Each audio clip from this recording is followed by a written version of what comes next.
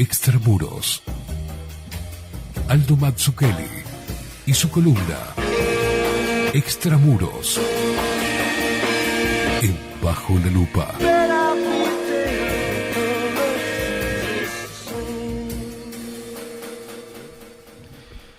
Aldo Mazzucchelli, ¿cómo le va, señor? ¿Cómo anda? Buenos días para todos. ¿Anda ¿Cómo bien? está usted? ¿Bien? Bien, excelente. Bien. ¿Cómo está la cosa en el tren fantasma? Ahí vamos. No sé, porque yo me privo. Hay gente que no se priva de nada, ¿vio? Yo sí.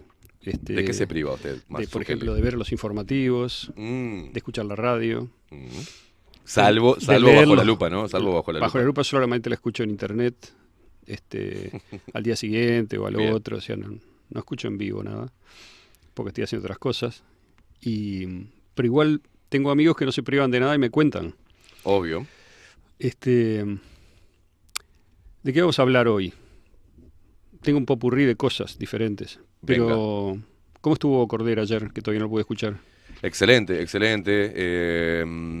Lo que hizo... Otro pelado para el club. Otro pelado. Yo justo me estoy tatuando un montón de pelados acá y les voy a poner nombre. Maxi Pérez, Aldo Mazzucchelli. Bueno, tenemos a Moratorio también, que está. Moratorio no va a estar dentro de los pelados No, que tengo en el brazo. bueno. Estoy esperando que todavía me llame, que quería venir al programa a aclarar un montón de cosas. Estaría muy bueno. Los micrófonos están abiertos, Moratorio, para que vengas acá. Y de repente me gustaría tener 2 campanas, ¿no? Para poder charlar y llevar un poco de luz. Veremos si tiene ganas de venir. Estaría muy bueno eso, porque Sí. uno se podría sorprender de aprender cosas nuevas, de verdad lo digo. Exacto.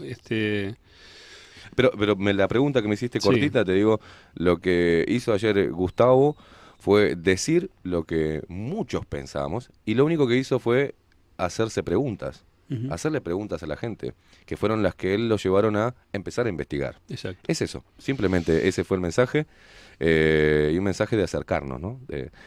Hablaba de que intentar despertar a personas sea muy engorroso, quizás dar esas energías para reforzar a los leones, lo puso así, entre comillas, de la gente que sabe y que tiene miedo de exponer lo que sabe o de enfrentarse a esto. Entonces, bueno, uno se va uniendo y no para formar una rebelión de nada, sino que por lo menos nos sentimos cerca, nos identificamos en la calle cuando vemos todo el mundo de tapabocas y nos cruzamos con otros sin tapabocas. Es casi como algo de camaradería, nos miramos como diciendo, ¿cómo está todo esto? Una cosa que, entre tantas, vamos a hablar de muchas cosas hoy, de lo que nos dé el tiempo, pero una cosa que yo estoy aprendiendo, uno aprende, ¿no?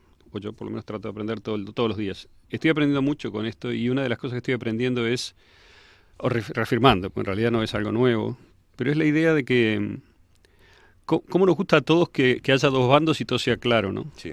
No es así. Este es uno de los aprendizajes principales, yo creo. No hay 2 bandos y no hay 2 cosas. Siempre hay cosas que son verdad a la vez. Yo desde el principio decía, bueno, el virus sí existe. Bueno, es obvio que me parece que ahora nadie duda que existe, ni siquiera en Uruguay, que no había tenido, digamos, o quizá haya, en fin, otras posibilidades. Pero yo creo que sí tenemos que admitir la existencia de verdades simultáneas que parecen contradictorias y no son. Eso es central en todo esto, porque si no admitimos eso, nunca vamos a ponernos a dialogar con el otro. Siempre vamos a estar cada vez reforzando y alejando más esos supuestos 2 bandos, claro, que en realidad son creados también por una mezcla de malas informaciones, manija, malintencionada de algunos, y una tendencia, creo yo, humana, natural, a buscar un espacio de confort, porque tampoco uno puede estar, digamos, todo el día preguntándose si la puerta es una puerta, si el micrófono es un micrófono, digamos, ¿no? O un arma escondida, digamos, Claro. uno no puede vivir así. Pero ¿qué tal si es verdad que existe una enfermedad de la cual está bien cuidarse dentro de lo razonable, como de tantas otras enfermedades que hay? Yo creo que eso no lo negaría a nadie, todos estamos de acuerdo en eso. Y al mismo tiempo que está fuera de control el modo de su representación. Es decir, usted que sabe todas las estadísticas, ¿cuántas camas hay ocupadas ahora en Uruguay de CTI? Hablaba de un 70 y pico % de Números. las camas. Números. 500. 500, sí, un poco más. Más. Bueno. Hay más. ¿Cuántos habitantes hay en Uruguay? 3.462.000, se lo digo yo, según el censo. Nadie sabe cuántos hay, ¿no? Sí. Pero póngale. 3 palos y medio. 3 palos y medio. 3 palos y medio dividido 10, 350.000. Sí. Ese es el 10%. el 1% es 3.500. Sí, El 0,1% es 350. ¿Está bien? sí. Bueno, tenemos menos del 0,2% de la población ocupando todas las camas CTI, no solo las de COVID, ¿estamos de acuerdo? Sí, sí, sí, claro. Está. O sea que ahí hay gente que está enferma de otras cosas y gente que está enferma de COVID-19. O sea que vamos a suponer, por 0,1 o 0,15% de la población, se logró generar la sensación de que todo el Uruguay se está muriendo, que medio Uruguay se está muriendo. O sea, lo digo de otra manera, el termómetro del Uruguay es el sistema médico. No es cómo está la población, Exacto. ¿no? Sino cómo se siente el sistema médico abrumado. No lo discuto, es verdad. O sea, abrumado, lleno de trabajo, con turnos en donde falta gente muchas veces, con falta de personal. Bueno, la falta de personal es por la estrategia del PCR. No hay ninguna duda de eso. No, y el cansancio, Aldo, es que antes ir a hablar con un paciente ahora requiere de que te vistas de astronauta, De acuerdo. o sea, lleva un desgaste mental también a los que trabajan en la salud, ¿no? Pero ¿cómo funciona el PCR? Eso creo que estamos diciendo cosas que mucha gente ya lo ve. No hace falta decirlo casi. Cada positivo PCR, sea que tenga alguna enfermedad o que sea, como dicen, asintomático, ¿no? Y que permanezca asintomático para siempre, que Sí, nunca sí, tenga sí. nada, requiere, es como, cada PCR positivo es como una bomba que cae en un sitio y deja fuera de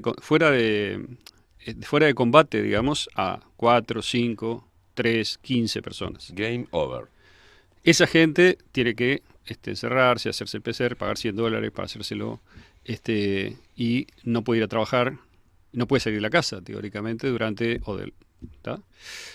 Entonces, al estar haciendo este PCR fuera de control de una manera masiva, la gente se enoja cuando digo esto del PCR, porque capaz que no vieron, digamos, cuál es el consenso científico acerca del PCR. El PCR es la clave de todo lo que está pasando en términos de la respuesta.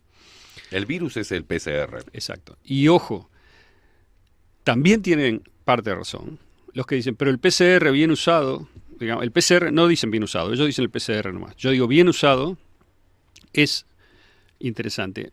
Entre el popurrí que tenía, déjeme empezar con una cosa que va a llamar la atención, que es un caso que fortalece la posición de los que dicen, falsamente la fortalece, parece que fortalece la posición de los que dicen encierro, cuarentena total, etc., que es Nueva Zelanda. Uruguay tiene ahora, no sé si llega a 500 casos por millón, muertos por millón o 400 y pico. Todavía está en el promedio mundial. Ese es el promedio mundial de todos los 200, no sé, 30 países que hay. Es decir, que hay una cantidad de países que están mucho peor que Uruguay. Pero Nueva Zelanda tiene 5 muertos por millón. Y Nueva Zelanda tiene 5 millones de habitantes. O sea que es un poco más grande que Uruguay, comparable. Salvo en una cosa, ¿no? Evidente que Nueva Zelanda es una isla, digamos. Pero bueno, eso después lo consideramos. Nueva Zelanda, ¿qué hizo? El 23 de enero hizo un cierre estricto y absoluto y cerró la isla. Ser una isla tiene ventajas, digamos, ¿no? Después vamos a hablar un poco de la política de la pandemia y me gustaría mostrar que hay varias islas a las que les ha ido muy bien. Cuba es otra. Y hay otras más, ¿no? Haití, por ejemplo, que es famosa por carencia de recursos, por dificultades de todo tipo desde hace muchos años, desde siempre prácticamente. Sin embargo, bueno, hay un problema también con el reporte de los números, quizá, en Haití. Pero digo, Nueva Zelanda hizo la estrategia de shock, la misma que hicieron Corea del Norte, Vietnam, Singapur, Vietnam no sé, Singapur, Corea del Norte seguro, China, obviamente, Japón un poco, y hicieron un seguimiento serio de los casos, aislamiento verdadero de los primeros casos, y no hubo pandemia. No hubo pandemia en China, ni en Nueva Zelanda, ni en Japón, bueno, en Japón hubo un poquito, pero muy poco, 70 muertos por millón, 75 hasta ahora, etcétera, ¿no? Entonces, ¿a qué voy? Una cosa es pedir un cierre y una cuarentena total cuando esto está empezando, y en ese caso, digamos, el combate quizás se podía en lugares como estos, en donde hay recursos y disciplina de la población y capacidad de digamos, de aplicar eso durante un tiempo muy limitado, 2 semanas, supóngase, una cosa así. Algunos de esos lugares tuvieron resultado, efectivamente, Sí. y luego no tuvieron pandemia, porque la cantidad de casos que tienen es muy limitada. Después tenemos otra cantidad de países, porque ¿a dónde voy? Ya engancho con lo otro, ¿no? Hay una Se hablaba curiosa... de Taiwán también. Sí, como- también, Hong Kong y Taiwán.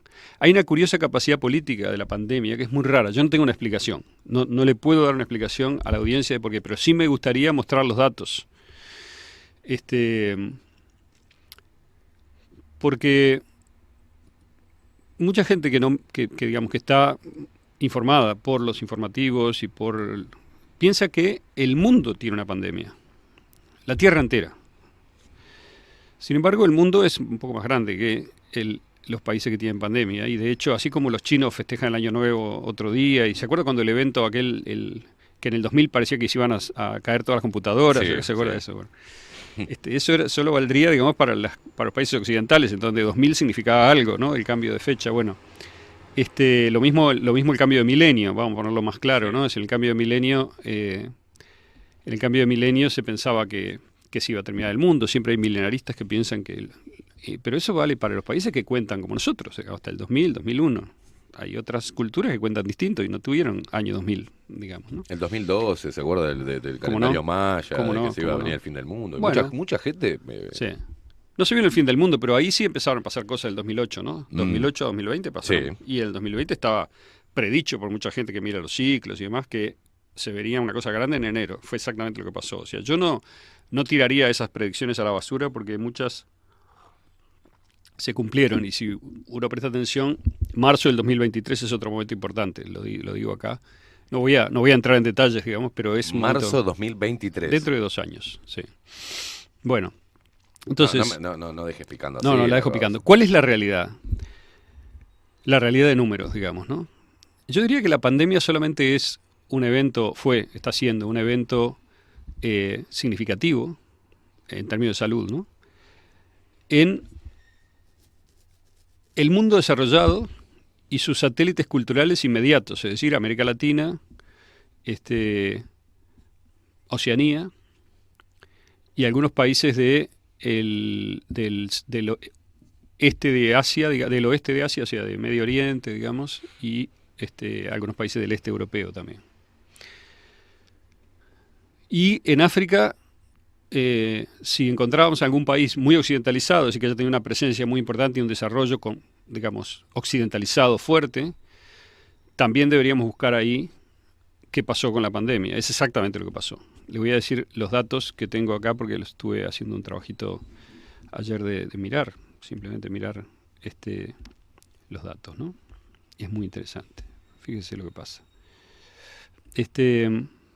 Vamos a dividir los países en países que tienen más de 2.000 fallecidos declarados con diagnóstico COVID. Ya sabemos, digamos, todo lo que significa eso, no voy a entrar en eso.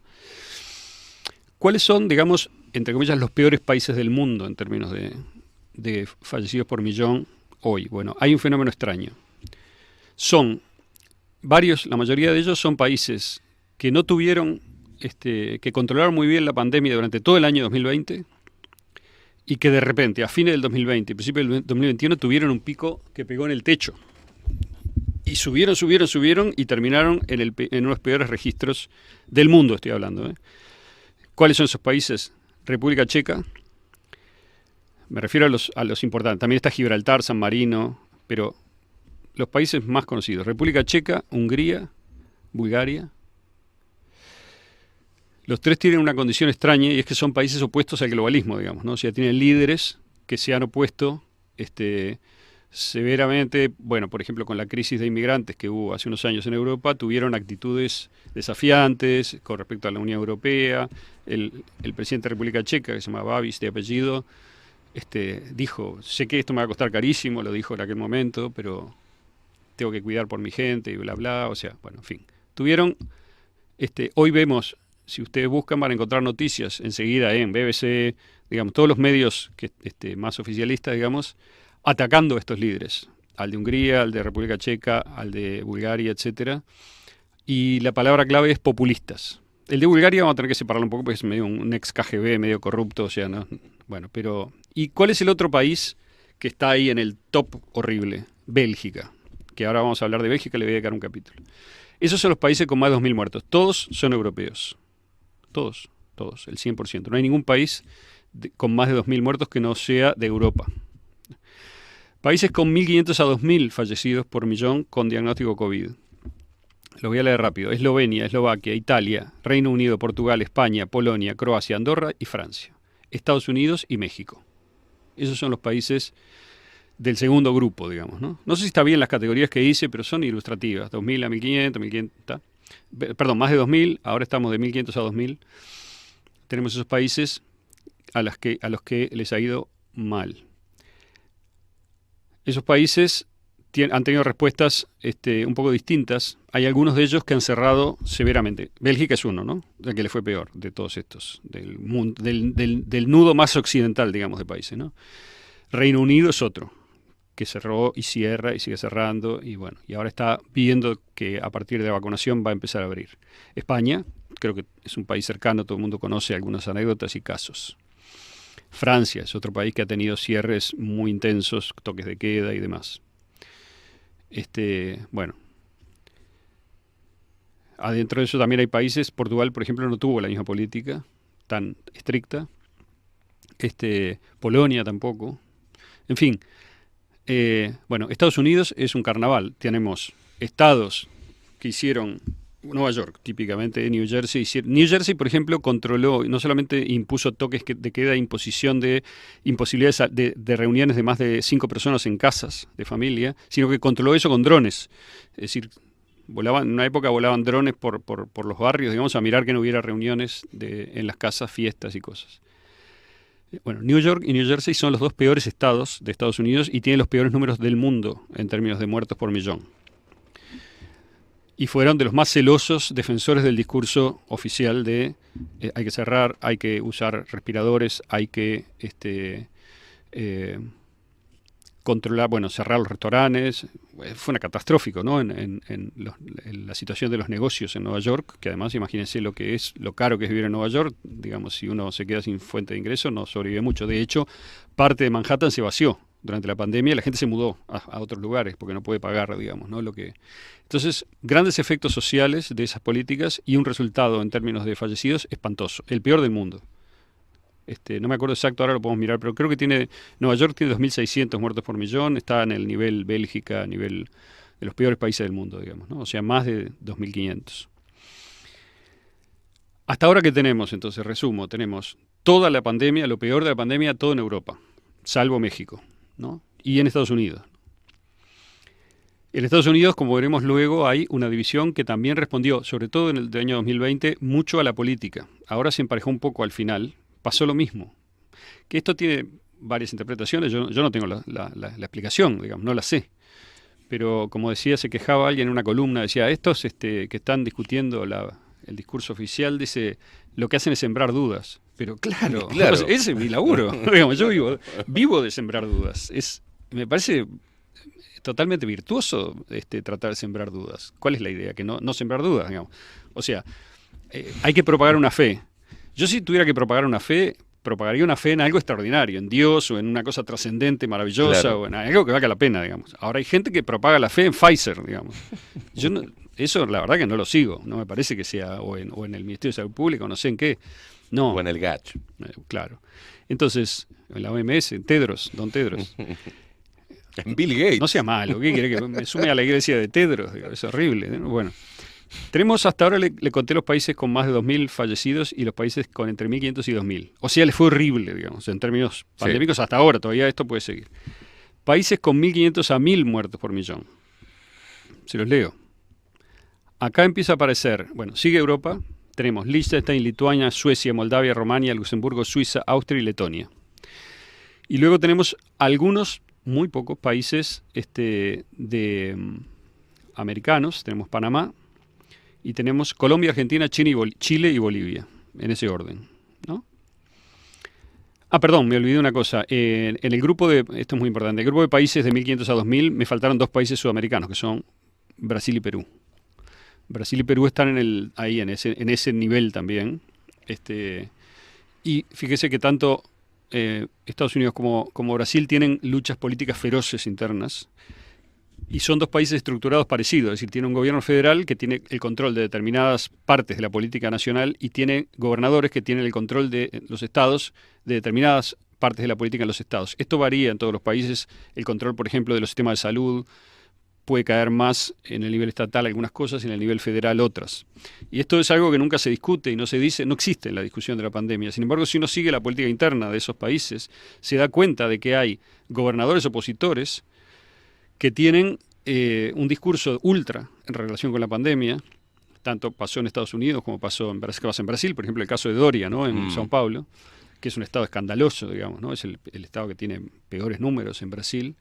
Y hay toda clase de denuncias de que hay políticas del Estado, digamos, que favorecen, no sé, el crecimiento de la pandemia en lugar de combatirlo. Obviamente, del otro lado se dice lo contrario, ¿no? O sea, que son los únicos que están haciendo lo que hay que hacer. Pero lo curioso es que si son los únicos que están haciendo lo que hay que hacer, por ejemplo, Andrew Cuomo es el gobernador de Nueva York. A Andrew Cuomo, yo seguí mucho la política de Estados Unidos, ahora estoy siguiéndola menos, pero la seguí bastante en el 2020, por un año electoral, me interesaba ver cómo se iba a resolver eso. Y a Cuomo se lo presentó sistemáticamente en la CNN, New York Times, etcétera, como el héroe de la lucha contra la pandemia.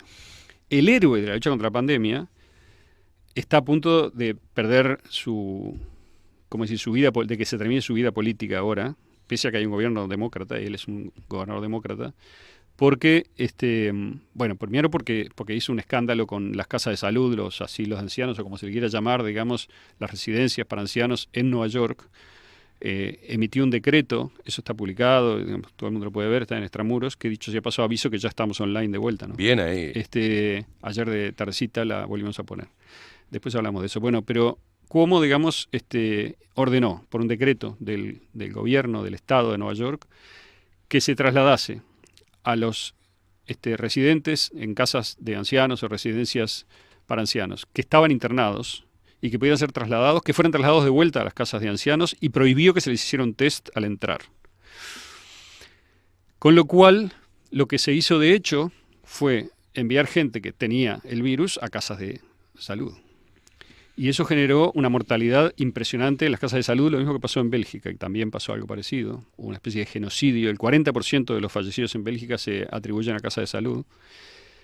Y esto, Cuomo después eliminó, o sea, hizo borrar el decreto, pero por supuesto que está registrado y quedó en internet y quedó también en los registros del gobierno. Y bueno, ahora tiene tuvo hace unos meses un contencioso con el alcalde de Nueva York, que es otro demente. Y entre los dos, digamos, vio cuando se pelean dos y van al precipicio por pelearse, los dos son del mismo partido. Bueno, lo que digo es, a Cuomo se lo presentó por parte, por ejemplo, de CNN como el líder de la lucha contra la pandemia y el modelo a seguir. Mira vos. Bueno, Nueva York tiene el peor, junto con New Jersey, registro de muertos del mundo. Ese es el líder, digamos, ¿no? O sea que si hay que seguir al líder, aparentemente lo que hay que hacer es obtener muchos fallecidos o mucha declaración de fallecidos, no sé. Bueno. Y te puedo hacer Perú, hay que estar atento a Perú, porque Perú, independientemente de ahora que están en elecciones y demás, que están en la guerra electoral, en lo único que coinciden las diferentes facciones políticas es en la guerra contra la agenda de derechos. Son anti-LGTB, son los que se opusieron a la agenda de derechos sorista, muy fuerte, y lo que coinciden, unos con una visión más de izquierda, otros más de derecha, otro más liberal, lo que coinciden fuertemente, ahí no transan ninguno, ahí se unen los peruanos, mucha resistencia contra eso, con la campaña con nuestros niños no, no el tema de drogas, agenda repito, LGTB, muy fuerte, hay que ver qué pasa con Perú, ¿no? Bien. Es porque ¿cuánto pueden resistir el peso globalista, digamos? No le había prestado atención a lo de Perú, pero... Sí, estuve leyendo ayer un artículo de Perú que decía eso, destacaba que se pueden pelear en todo, pero en esto... Eso me llama la atención. Hasta ahora, bueno, México también, López Obrador ha tenido una política no muy complaciente con, digamos, los dictados globales.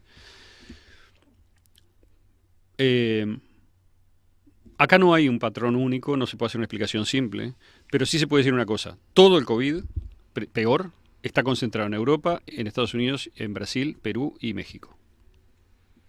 Eso es así. Si bajamos a países que tienen entre 1.500 y 1.000 casos, que todavía está por encima del promedio mundial, esto es importante, el promedio mundial está alrededor de los 500 casos por millón de habitantes.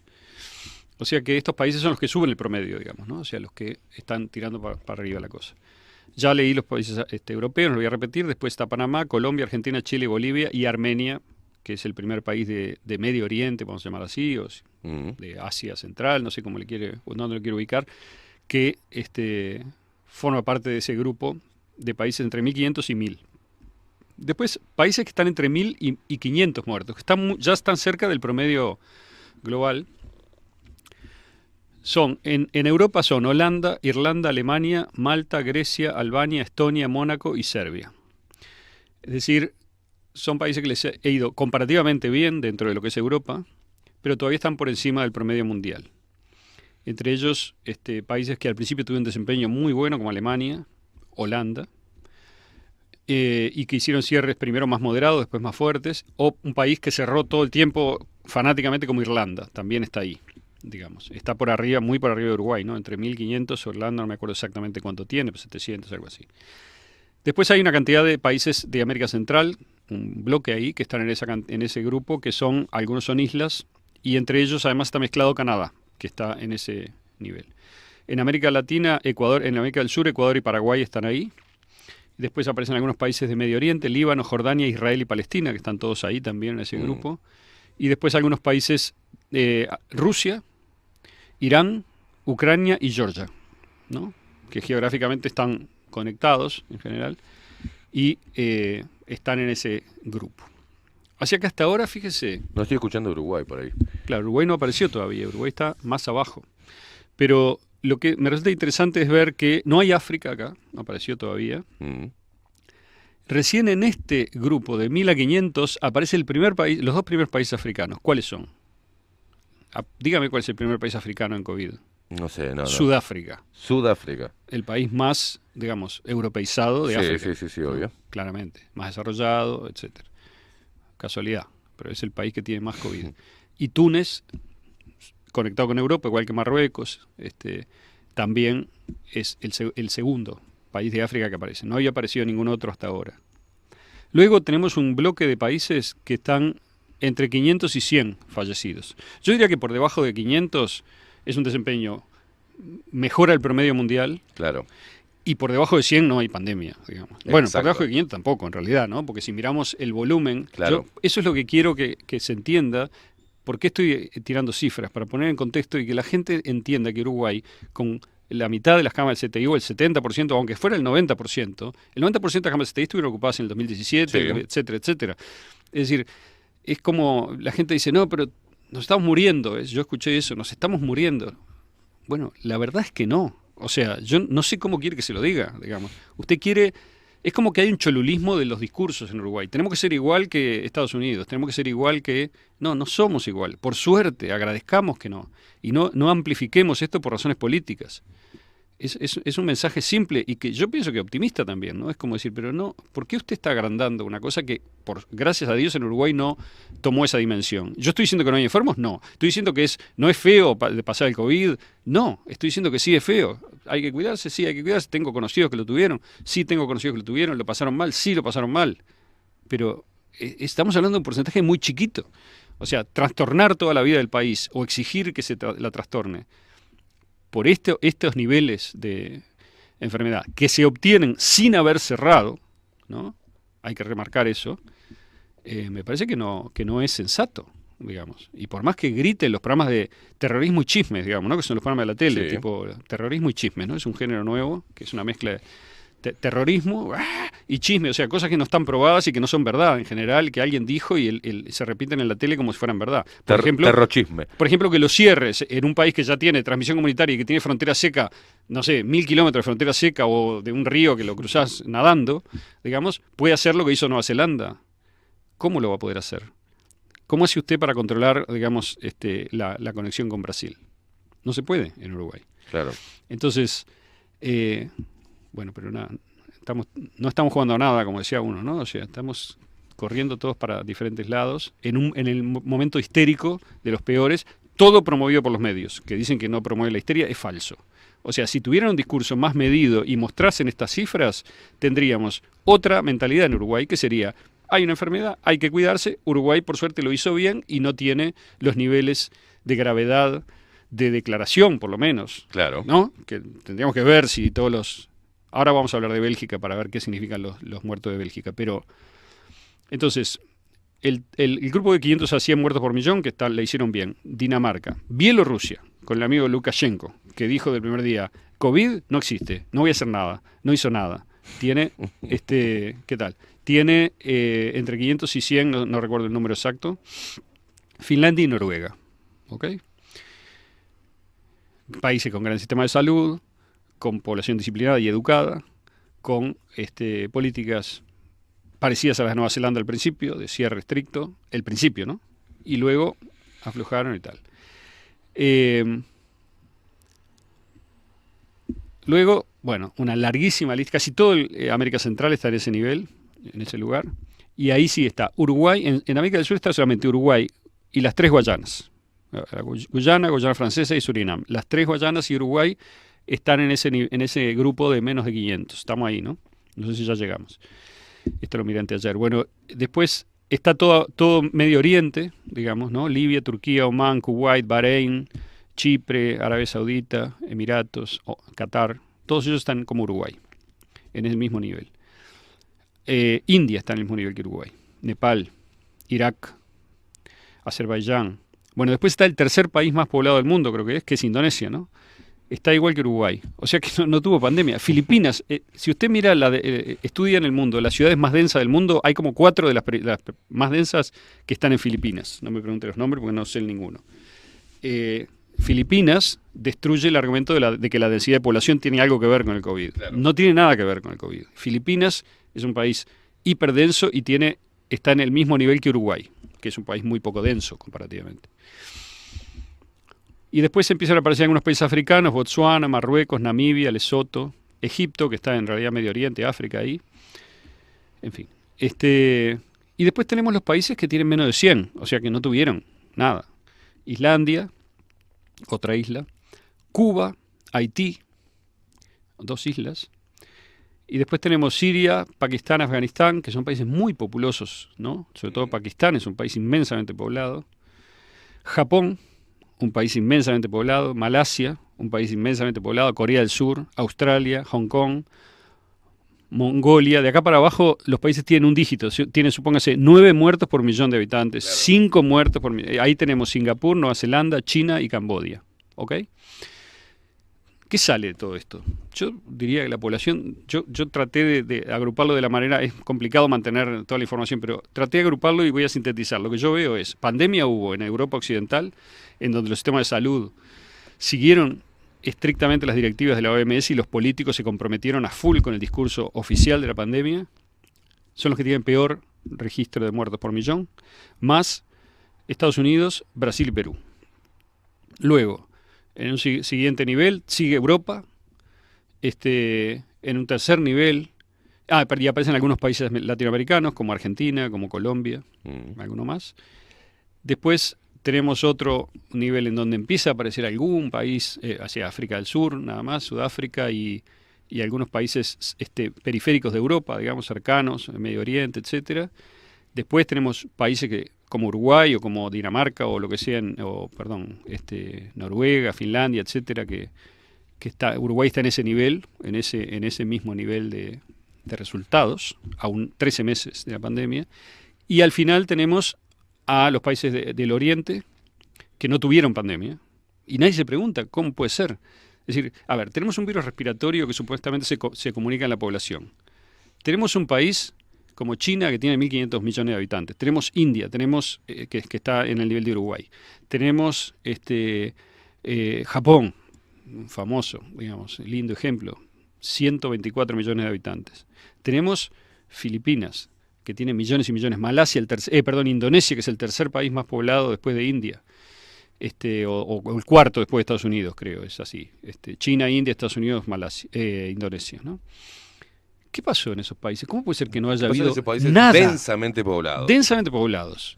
Que no tienen, algunos tienen sistemas de salud buenos, Japón, por ejemplo, Corea del Sur, que es otro que está ahí, probablemente Nueva Zelanda, Australia, pero son islas. Nueva Zelanda, Australia son islas. Claro. Digamos, usted cierra una isla, dice no entra más nadie, Es o mucho sea, más fácil. aísla el puerto y el aeropuerto, y la otra Y chau. opción es agarrar una canoa y entrar a remar, digamos, ¿no? Y de repente a los 8 meses llegás, o sea, no hay manera de llegar. Entonces, no habrá una relación entre dos cosas, llama la atención. Una es la geopolítica del virus. ¿Por qué en esos países y en esos lugares en donde tenemos una especie de vocación de los gobiernos de defender la estrategia, vamos a llamarla globalista, digamos, política, claramente el Reino Unido, claramente los gobiernos de España, de Francia, y bueno, puedo seguir, ¿no? Sí. Tienen un montón espantoso de muertos. En cambio, países que ignoraron la pandemia o que, como los países africanos, no tienen, digamos, la infraestructura como para organizar esa respuesta, etcétera, pero sí cuentan los muertos, ¿no? Claro. Digamos, y los reportan también. En fin, es misterioso. Esa es una. La otra es, los países de Asia tuvieron una capacidad de respuesta rápida, diferente, pero también es raro que no se hayan reinfectado, ¿no? Los chinos están todos bailando, como los vemos ahí en las rave, en las fiestas, y bueno, y no es lo mismo en Nueva Zelanda, por ejemplo. Bueno, esto reforzaría, Aldo, Sí. cuando uno dice muy suelto, y se ha escuchado, este virus es político, ¿no? Parece que es político, porque según la ideología política Ujú. que tenga el país, a pesar de, como bien lo decías, ser un país grande Ujú. o densamente poblado, los resultados a la resistencia, a la histeria colectiva y la pronta acción y la independencia en la toma de acciones, Correcto. dieron los mejores resultados. Y son números, son estadísticas, no es Ujú. una estimación. No, los números son crudos, los datos son crudos. Antes de pasar a Bélgica, ¿qué pasó en Estados Unidos para completar? Muy sintéticamente, porque hay 52 estados. Digamos, en Estados Unidos el año pasado fue un año electoral, en donde se enfrentaba, no es verdad con la gente como se vende, que se enfrentaban los demócratas con los republicanos. Se enfrentaban los partidos de Trump contra los anti-Trump. Esa fue la elección de Estados Sí. Unidos. ¿Por qué digo esto? Porque hay muchos republicanos, gobernadores y demás que apoyaron a los demócratas. ¿Verdad? Bajemos a Trump. Claro. Por ejemplo, Charlie Baker en Massachusetts es un gobernador republicano, pero es de los republicanos anti-Trump. Hay una parte del Partido Republicano que activamente, por ejemplo, propuso el impeachment de Trump, Charlie Baker, ¿no? El gobernador de Massachusetts, lo apoyó. Quiere decir que hubo una división política, una radicalización brutal el año pasado entre los pro y los anti-Trump. ¿Qué pasó con el COVID? Les digo, gobernadores anti-Trump entre los primeros 11, digamos, o 10 o 11, no me acuerdo. O sea, lo que hice fue tomar todos los estados que tenían más de 2.000 muertos por millón. Más de 2.000, estoy diciendo, están en el peor grupo del mundo, digamos. Bueno, New Jersey, 2.815, no hay nadie peor en el mundo. Nueva York, 2.653. Massachusetts, 2.528. Rhode Island, 2.494. Hasta ahí los 4 son anti-Trump en el 2020. Luego vienen 2 gobernadores pro-Trump. Tate en Mississippi, Tate Reeves, que tiene 2.393, y en Arizona, Doug Ducey, que en realidad es ambiguo, pero 2.350. Vamos a contarlo. O sea que tenemos hasta ahora 4-2, digamos, ¿no? Luego sigue Connecticut, anti-Trump, 2.339. Luisiana, anti-Trump, 2.209. Y luego tenemos en el final de la lista 2 estados pro-Trump, que son Dakota del Sur y Alabama. Y finalmente cierra la lista Pensilvania, que es radicalmente anti-Trump. Quiere decir que de 11 estados tenemos 7 anti-Trump y 4 pro, entre los que tuvieron peores resultados. Al mismo tiempo, si miramos estados, o sea, porque alguien puede decir, bueno, pero lo que pasa es que está sumando estados que tienen ciudades grandes, como Nueva York y Massachusetts, que tiene Boston. Las ciudades no son tan grandes en Estados Unidos, ¿no? Eso es algo que no siempre se percibe. No son megalópolis, salvo Los Ángeles, ¿no? Que es realmente una megalópolis a escala global. Muchas ciudades de Estados Unidos, Nueva York sí, ¿no? Pero muchas otras ciudades son ciudades con sus conglomerados que son muy famosas, pero no tan grandes en términos de habitantes, ¿no? Como Boston, por ejemplo. O San Francisco, que no llega al 1.000.000 de habitantes. La gente se sorprende cuando uno dice eso, ¿no? Bueno, ¿cuáles son los estados con ciudades grandes y cómo les fue? Tenemos Illinois con un gobernador demócrata, que tuvo 1883 y está por encima del promedio. El promedio de Estados Unidos es 1746.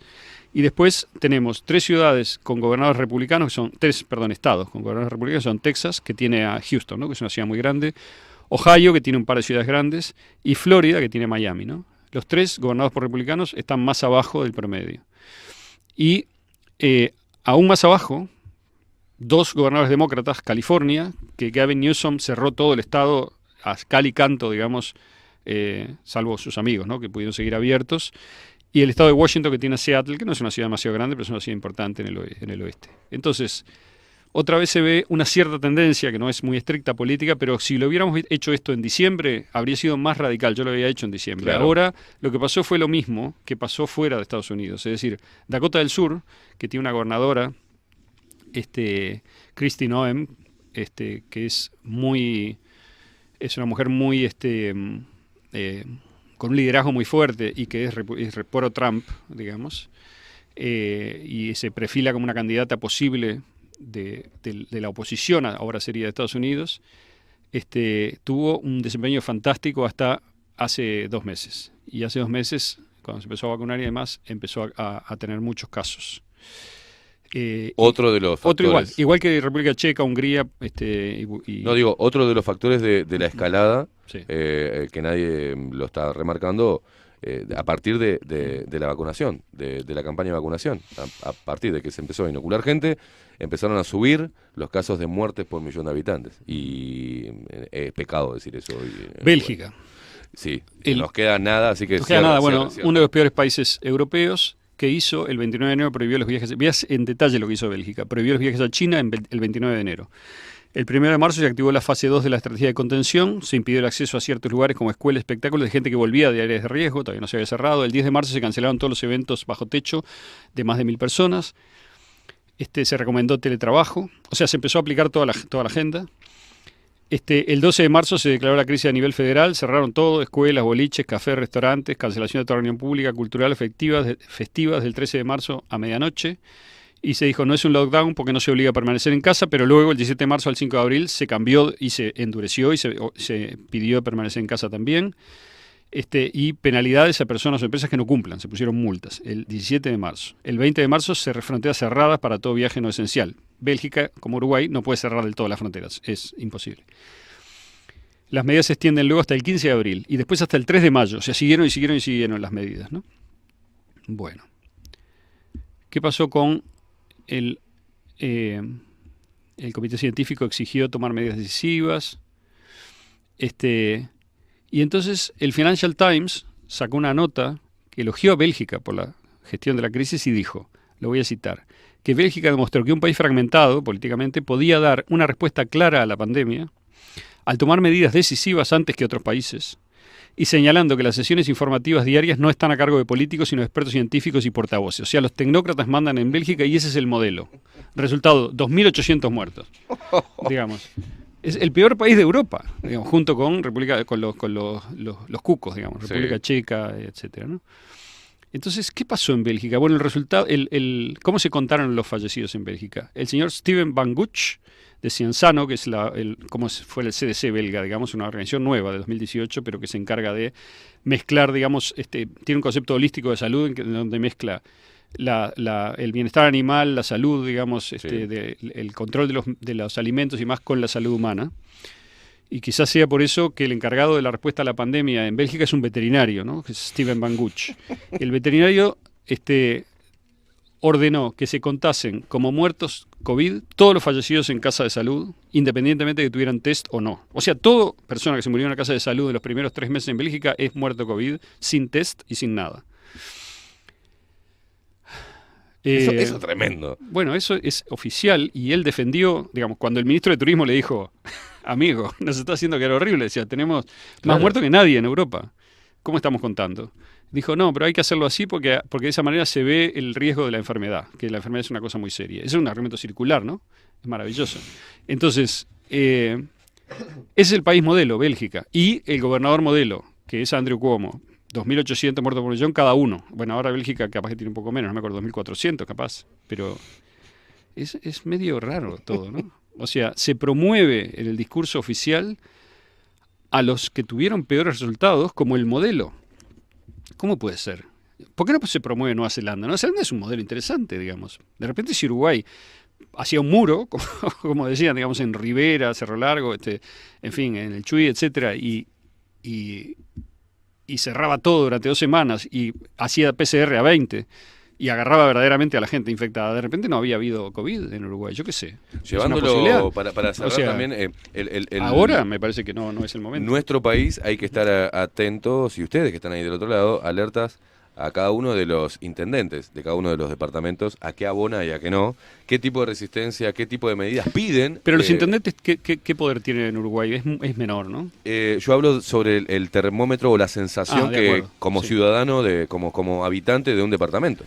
Claro. El intendente con una manija de prensa puede decir, nos estamos muriendo todos. Sí. O puede decir, no, nuestro departamento controló bien, estamos bien. Lo que pasa es que fíjate que los departamentos son divisiones administrativas, pero no son divisiones reales en Uruguay, porque no hay manera de cerrar un departamento. Vos vas de Florida a Flores. Sí, no tienen esa autonomía. Cerrás la ruta 5, vas por todos los caminos al costado. O sea, no hay manera de controlar el tráfico en Uruguay, yo creo. Ahora, perdón, cierro con una cosa. Sería interesante que la gente mirara, voy a ver si lo subo a Extramuros, al director técnico de CNN. Es un cargo, ¿no? No es que sea un equipo de fútbol, pero no me acuerdo el nombre ahora, que lo agarraron en video diciendo básicamente 2 cosas. Lo primero que dijo fue: la elección la definimos nosotros, o sea, inventamos todo lo que quisimos para que ganase Biden. Y la segunda cosa que dijo es, y el COVID ahora, bueno, hay un poco de cansancio con el COVID, dice, así que nuestro próximo tema va a ser el calentamiento global. Vamos a meter miedo con eso. Y le dice, pero meter miedo vende, dice el tipo. Meter miedo vende. Y dice, ¿y quién decide esa política? ¿Por qué CNN se va a dedicar al calentamiento global ahora? Dice, la decide el jefe de la cadena, que se llama Zucker. Z-U-C-K-E-R. Bueno, Zucker. Zucker. Okay. Zucker. Bueno, un abrazo para Zucker. Un abrazo para Zucker, saludos a todos. Y no saco ninguna conclusión porque no la tengo, pero sí me interesa que los datos se organicen a veces de diferentes formas para poderlos leer y pensar, ¿no? Aldo Mazzucchelli con su columna Extramuros aquí en CX30 Radio Nacional, aquí en Bajo la Lupa. Gracias, Aldo. Nos vemos la semana que viene. Nos vemos.